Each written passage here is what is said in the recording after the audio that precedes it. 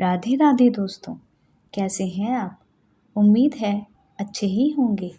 मैं आपकी होस्ट आरती सिंह कृष्णवाणी चैनल पर आपका स्वागत करती हूँ।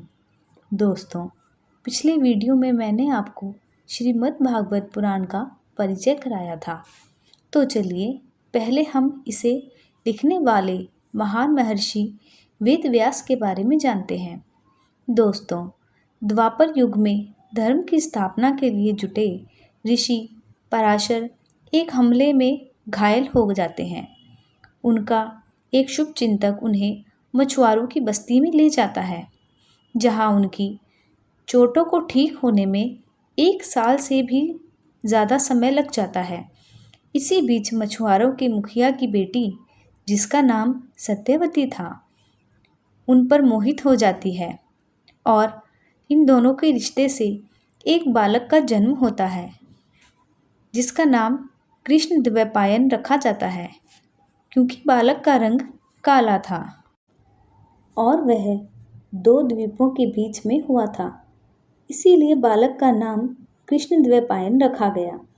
जिस वक्त बालक का जन्म हुआ, पराशर ठीक होकर जा चुके थे। जब बालक थोड़ी समझ आई तो उसने बोलना शुरू किया और अपनी माता से पूछा कि मेरे पिता कौन हैं। माँ ने पिता के बारे में शानदार कहानी सुनाई और बताया कि उसके पिता कितने महान और अद्भुत इंसान हैं। माँ चाहती थी कि बालक अपने पिता की तरह बुद्धिमान और ज्ञानी बने। वे बालक को बताती कि तुम्हारे पिता धर्म और ज्ञान के प्रचार प्रसार के लिए दुनिया भर में भ्रमण करते हैं, इसलिए वे एक स्थान पर हमारे साथ नहीं रह सकते।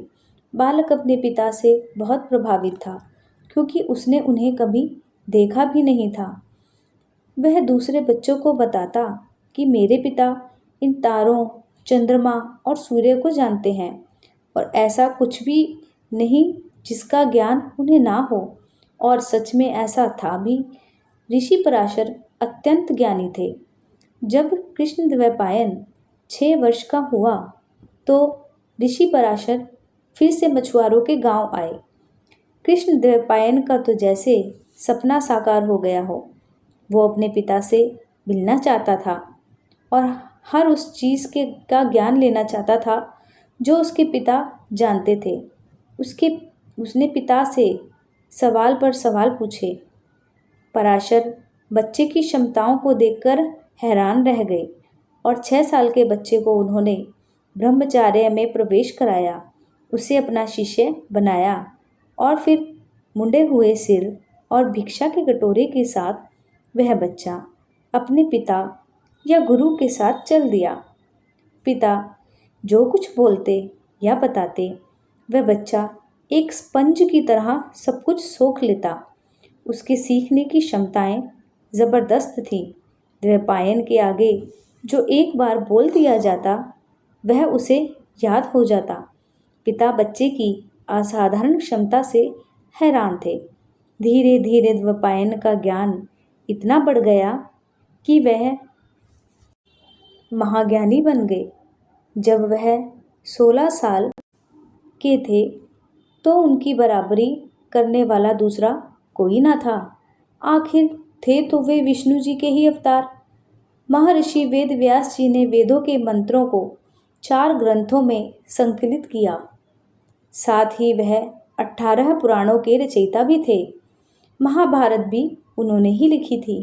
अपने ज्ञान के कारण उनके पास दिव्य दृष्टि थी और वह चिरंजीवी थे और आज भी वह जीवित होंगे। दोस्तों, भारत में बहने वाली व्यास नदी इन्हीं के नाम पर है। दोस्तों, हमारे देश में गुरु पूर्णिमा मनाई जाती है। इस दिन महर्षि वेद व्यास का जन्म हुआ था, इसीलिए इस दिन को गुरु पूर्णिमा के रूप में मनाया जाता है। और वह अष्ट चिरंजीवियों में से एक हैं, यानी वह ना ही बूढ़े होंगे, ना ही उनकी उम्र बढ़ेगी और वह धरती के किसी कोने में आज भी जीवित होंगे। तो कैसा लगा आपको इतने महान ऋषि के बारे में जानकर? कमेंट कर ज़रूर बताएं। दोस्तों, अगली वीडियो में मैं आपको श्री सुखदेव के बारे में बताऊंगी।